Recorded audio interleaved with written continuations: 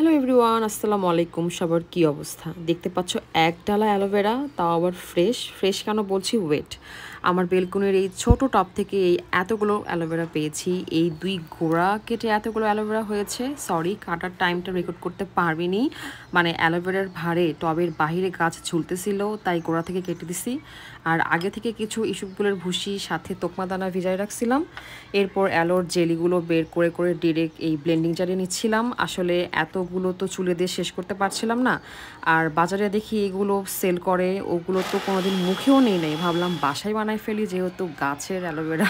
Recipe তেমন কিছু না, এসবগুলো তো আগেই দেখাইছি। অবভিয়াসলি অ্যালোভেরা, লেবুর রস আর খাওয়ার উপযোগী করতে টেস্টটা যাতে একটু ভালো আসে দেখে একটু পিঙ্ক সল্ট দিয়েছি, ব্যাস এই ছিল। আমি ইসবগুল খেতে পারি না, সেই হিসাব করে এটা খাইছি, খেতে পারছি। আমার কাছে বেশ ভালো লাগছে আর এটা বেশ উপকারী, সেটা তোমরা জানো। ওকে, শেষ।